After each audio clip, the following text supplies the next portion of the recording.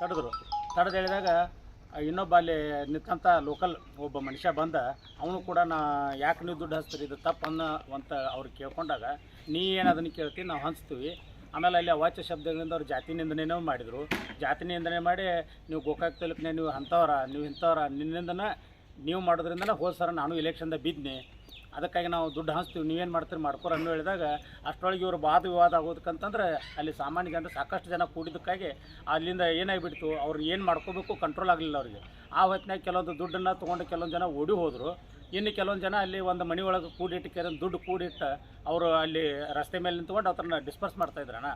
ಆ ಹೊತ್ತಿನಲ್ಲಿ ಇವರು ಗಾಡಿ ಒಳಗೆ ಕೆಲವೊಂದು ಅಮೌಂಟ್ ಇದ್ದದನ್ನು ತೊಗೊಂಡು ಕೇರಿಂದ ಅಲ್ಲಿಯೂ ತಪ್ಪಿಸ್ಕೊಂಡು ಹೋದ್ರು. ಯಾಕಂದ್ರೆ ಅವ್ರಿಗೆ ಭಾಳ ಜನ ಇದ್ದರು, ನಮ್ಮವ್ರು ಕೆಲವೊಂದು ಜನ ಅಷ್ಟೇ ಇದ್ದರು. ಆಮೇಲೆ ಕೊನೆಗೆ ಒಂದು 5-6 ಜನ ಸೇರ್ಕೊಂಡು ಕೇರಿಂದ ಇವ್ರನ್ನ ಎಲ್ಲರನ್ನೂ ಹಿಡ್ಕೊಳಕ್ಕೆ ಹೋದಾಗ, ಈಗ ಡಾಕ್ಟರ್ ಹೇಳ್ತಾರೋ ಅಲ್ಲಿ ದುಡ್ಡು ಹಂಚಾತಿರಲಿಲ್ಲ, ಈಗ ಅವರು ಒಂದು ಇವತ್ತೇನೋ ಪ್ರೆಸ್ ಮೀಟ್ ಮಾಡಿದಂತ ನಮಗೆ ಕಂಡು ಬಂದೈತಿ. ಅದನ್ನು ಕೇಳೋಕೆ ನಾವು ದುಡ್ಡು ಹಂಚಾತಿಲ್ಲ, ನಾವು ಅಂಕಲಿಗೆ ಯಾಕೆ ಅದನ್ನು ಮಾಡತ್ತಿರಲಿಲ್ಲ, ಹೀಗೆಲ್ಲ ಹೇಳೋರು ನಮ್ಮ ಹತ್ರ ವಿಡಿಯೋಗಳ್ದಾವೆ, ಅವರು ಒಪ್ಕೋತಾರೆ ವಿಡಿಯೋದಾವ ಅಂತೇಳಿ. ನಾವೇನು ಅವ್ರಿಗತ್ತೆ ಫೇಕ್ ವಿಡಿಯೋ ಮಾಡಿಲ್ಲ, ಎಲ್ಲ ನಮ್ಮಲ್ಲಿ ಎಲ್ಲರೂ ಮೊಬೈಲ್ದಾಗ ತಾವು ಮಾಡ್ಕೊಂಡು ವಿಡಿಯೋಗಳ್ದಾವೆ.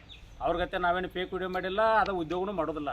ಈ ಡಾಕ್ಟ್ರ ಒಬ್ಬ ಜವಾಬ್ದಾರಿ ಮನುಷ್ಯ ಆಗಿ ದೊಡ್ಡ ದವಾಖಾನೆ ತೆಗೆದ ಒಬ್ಬ ಕ್ಯಾಂಡಿಡೇಟ್ ಆದಂಥ ಮನುಷ್ಯ ಅಲ್ಲಿಂದ ಓಡಿ ಹೋಗುವ ಅವಶ್ಯಕತೆ ಏನಿತ್ತು?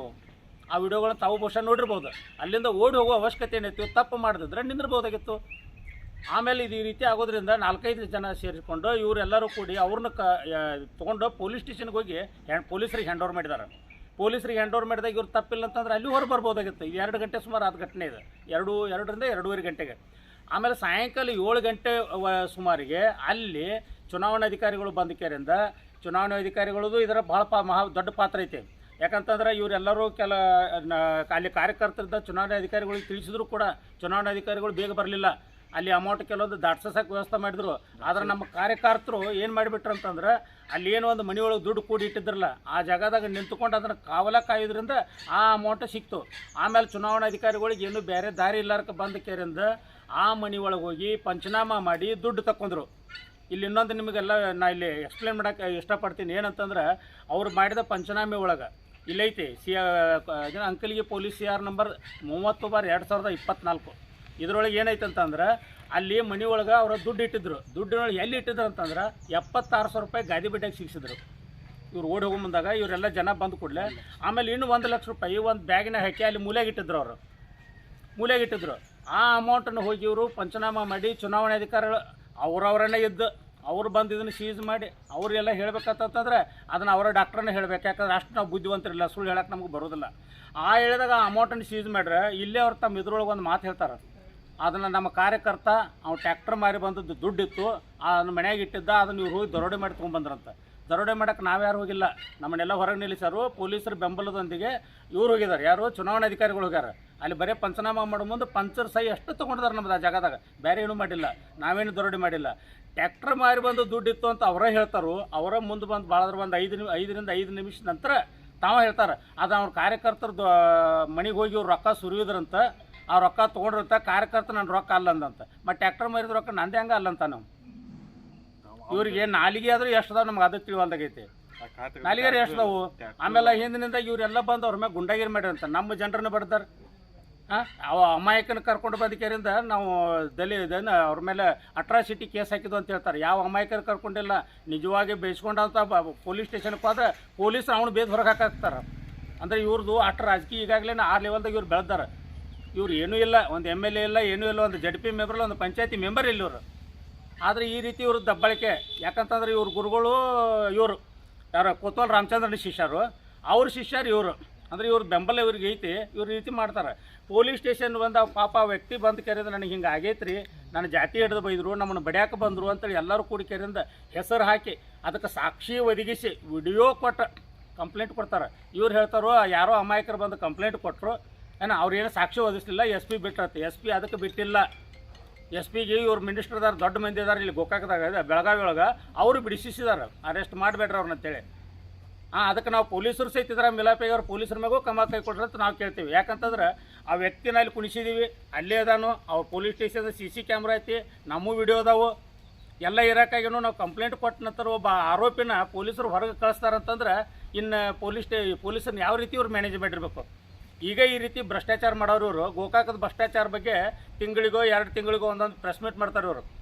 ಜನರನ್ನ ಈ ರೀತಿ ಅನ್ಸಕತ್ತಾರೆ. ಇವ್ರು ಅಮಾಯಕರನ್ನ ಕೆಲವು ಮಂದಿನ ಕರ್ಕೊಂಡ ತಾವು ಅಮಾಯಕರನ್ನ ಕರ್ಕೊಂಡಾರ. ಅವ್ರ ಜೊತೆ ಇದ್ದವ್ರು ಪಾಪ ಯಾರಿಗೂ ಏನೂ ಗೊತ್ತಿಲ್ಲ, ಮುಗ್ಧರದಾರ ಅವ್ರು. ಯಾರು ನನ್ನ ಅಂದಾಜು ನಾ ಹಂಗೆ ಹೇಳ್ಬೇಕು, ಒಬ್ಬರು ಇಬ್ಬರು ಏನೋ ಪಾಪ ಅವ್ರು ಶಿಕ್ಷಣ ಜಾಸ್ತಿ ಆಗೈತೆ. ಉಳ್ದವ್ರೆಲ್ಲ ಸಾಮಾನ್ಯ ಜನರನ್ನ ಕರ್ಕೊಂಡು ಅವ್ರನ್ನ ಆಜು ಬಾಜು ಕುಣಿಸ್ಕೊಂಡು ಪ್ರೆಸ್ ಮೀಟ್ ಮಾಡ್ತಾರೆ. ದೊಡ್ಡ ಪ್ರಮಾಣ ಮಾಡಿ ಹೇಳ್ತಾರೋ ಗೋಕಾಕದ ಅದು ನಡೆದೈತಿ ಇದು ನಡೆದೈತಿ, ಆ ಭ್ರಷ್ಟಾಚಾರ ನಡೆದೈತಿ ಇದು ನಡೆದೈತಿ ಇವ್ರು ಹೇಳೋರ. ಇವ್ರು ಏನು ಮಾಡಾಕತ್ತಾರೋ, ಇವ್ರು ಏನು ಭ್ರಷ್ಟಾಚಾರ ಮಾಡಾಕತ್ತಾರೋ ಇದ್ರ ಬಗ್ಗೆ ನಮ್ಗೆ ಅವ್ರು ಹೇಳ್ಬೇಕು. ಮತ್ತು ಈ ಚುನಾವಣೆ ಒಳಗೆ ಏನಾಗೈತೆ ಅಂತಂದ್ರೆ ಇವರಿಗೆ ಕಾರ್ಯಕರ್ತರು ಸಿಗಾಕತ್ತಿಲ್ಲ. ಒಬ್ಬ ಜವಾಬ್ದಾರಿಯುತ ಡಾಕ್ಟ್ರಾಗಿ ಗೋಕಾಕ ಬೂಡಲಿಗೆ ಘಟಪ್ರಭಾ ಇಂಥ ದೊಡ್ಡ ದೊಡ್ಡ ದವಾಖಾನೆ ತೆಗೆದ ಮನುಷ್ಯ ತನ್ನ ವ್ಯಕ್ತಿತ್ವದ ಬಗ್ಗೆ ಅವರು ತಿಳ್ಕೊಬೇಕಾಗಿತ್ತು. ಅಲ್ಲಿ ದುಡ್ಡು ಹಂಚಕ್ಕೆ ಹೋಗ್ತಾರೋ, ಎಲ್ಲೇ ಅಂಕಲಿಗಳು ದುಡ್ಡು ಹಂಚಕ್ಕೆ ಹೋಗ್ತಾರೋ, ಮತ್ತೆ ಯಾರು ಆಗಿದ್ರೆ ಕಾರ್ಯಕರ್ತರಿಗೆ ಏನಾರು ದುಡ್ಡು ಹಂಚಿ ಹಚ್ಚೋದು ತಪ್ಪು. ಒಂದು ವೇಳೆ ಮಾಡ್ತಿದ್ರು ಅಂದ್ರೂ ಬೇರೆ ಯಾರನ್ನ ಕಳಿಸ್ಬೋದಾಗಿತ್ತು. ಸ್ವತಃ ಮುಂದೆ ಹೋಗ್ತಾರಂದ್ರೆ ಇವ್ರು ಕಾರ್ಯಕರ್ತರು ಸಿಗವಲ್ರು. ಮತ್ತೆ ಹೇಳ್ತಾರೋ ನಾವು 3 ಲಕ್ಷ ಆರಿಸಿ ಬರ್ತಾವಂತ. 3 ಲಕ್ಷ ಆರಿಸಿ ಬರ್ತಾರೋ 6 ಬೀಳ್ತಾರೋ ಅದಂತೆ ನಮ್ಮ 4ನೇ ತಾರೀಕು ಗುರ್ತಕ್ಕೈತಿ. ನಾವು ಮಾತ್ರ ಇದರಲ್ಲೇ ಹೇಳ್ತೀವಿ, ಹೆಮ್ಮೆಯಿಂದ ಹೇಳ್ತೀವಿ, 3 ಲಕ್ಷ ನಾವು ಲೀಡ್ ಆರಿಸಿ ಬರತ್ತೀವಿ ನಾವು. ಅದಕ್ಕಾಗಿ ಈ ರೀತಿ ಎಲ್ಲ ಮಾಡೋದೆಲ್ಲ ಮಾಡಿಕೆರಿಂದ ಮತ್ತು ಸುಮ್ಮನೆ ಬಂದು ಇಲ್ಲಿ ಜಾತಿ ಹೇಳೋದು. ಈಗ ಅವ್ರು ಹೇಳ್ತಾರೆ ನಮ್ಗೆ ನಾವು ಕ್ಯಾಂಡಿಡೇಟ್ ಬಗ್ಗೆನೂ ಒಂದು ಸ್ವಲ್ಪ ಇಲ್ಲಿ ಹೇಳ್ಬೇಕಾಗ್ತೈತಿ. ಇಲ್ಲ ನಂದಿದ್ರಿ ನಮ್ಮ ಮನೆಯೊಳಗೆ ನನ್ನ ತವ್ರ ಮನೆ ಜಾತಿ ಇದೆ ಅಂತ ಹೇಳ್ತಾರೆ, ಒಪ್ಕೊಳ್ತೀನಿ. ಈಗ ನಮ್ಮಲ್ಲಿ ನಾವು ಒಬ್ಬರನ್ನ ಎಸ್ ಸಿ ಮದುವೆ ಆಗ್ತೀವಿ, ಇವ್ರ ಮಂತ್ರಿ ಇದಾರೆ, ಜವಾಬ್ದಾರಿ ಅವ್ರದಾರ, ಹಂಗಾರೆ ಅವ್ರ ಮಕ್ಕಳಿಗೆ ಇವ್ರು ತಾಯಿದನ್ನು ಕಾಸ್ಟ್ ಕೊಡಿಸ್ತಾರೋ? ಚುನಾವಣೆ ಬಂದಾಗಟ್ಟ ಬರೋದು ಇಂಥದ್ದು ಹೇಳೋದು. ಆಮೇಲೆ ನಾವು ಇಲ್ಲೆಲ್ಲ ಪಾಪ ಇದು ಮುಗ್ಧ ಈ ಪಂಚಮಸಾಲಿ ಸಮಾಜ ಅಂತೇಳಿ ಎಲ್ಲರನ್ನೂ ತುಳಿಯೋದು. ನಾವು ಪಂಚಮಸಾಲಿ ಸಮಾಜ ಇದ್ದೀವಿ. ಏನು ಮಾಡಿದ್ರು ಅವರ ಹೋರಾಟ ಮಾಡೋ ಮುಂದಾಗ ಹೇಳಿದರು, ನಮ್ಮ ಸರ್ಕಾರ ಬಂತಾರೆ 2 ತಿಂಗಳೊಳಗೆ ನಾವು ನಿಮಗೆಲ್ಲ ಟೂ ಎ ಕೊಡಿಸ್ತೋತ. 2A ಎಲ್ಲ ಇವ್ರು ಎಲ್ಲಿದ್ದಾರೆ ಗೊತ್ತಲ್ಲ, 2 ನಂಬರ್ ಮಾಡಿದರು.